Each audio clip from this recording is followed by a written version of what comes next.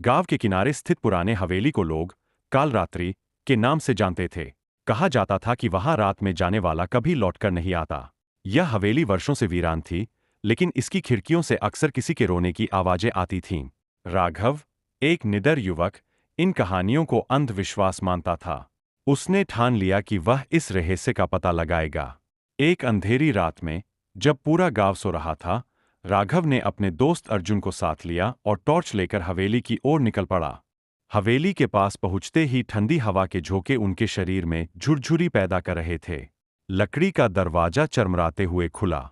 अंदर घोर अंधकार था। टॉर्च की रोशनी में उन्होंने देखा कि दीवारों पर पुराने खून के धब्बे थे। वे हवेली के मुख्य हॉल में पहुंचे। वहां एक टूटी हुई मेज पर पुरानी किताब पड़ी थी। किताब पर अभिशप्त आत्मा लिखा हुआ था। राघव ने उसे खोलने की कोशिश की, लेकिन जैसे ही उसने किताब को छुआ, हवेली की दीवारें गूंजने लगीं। जैसे ही वे अंदर बढ़े, अचानक एक तेज चीख सुनाई दी। अर्जुन ने डर के मारे पीछे हटने की कोशिश की, लेकिन राघव ने उसका हाथ पकड़ा और कहा, डरने की कोई बात नहीं। ये सब केवल हवा का खेल है। तुमने मेरी शांति भंग की है।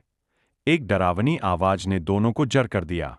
उनकी टॉर्च की रोशनी एक काले साए पर पड़ी, जो हवा में तैर रहा था। साया धीरे धीरे उनके पास आने लगा। अर्जुन डर से कांपते हुए भागने की कोशिश करने लगा, लेकिन दरवाजा अपने आप बंद हो चुका। तभी साया रुका और बोला, जाओ, लेकिन याद रखना, यह हवेली फिर कभी मत आना। राघव और अर्जुन ने तुरंत हवेली से बाहर निकलकर गांव की ओर भागा। उस रात के बाद राघव ने समझ लिया कि हर कहानी के पीछे एक सच छिपा होता है। उन्होंने काल रात्रि हवेली के बारे में कभी किसी से बात नहीं की, और वो हवेली आज भी अपने डरावने रहस्य के साथ खड़ी है।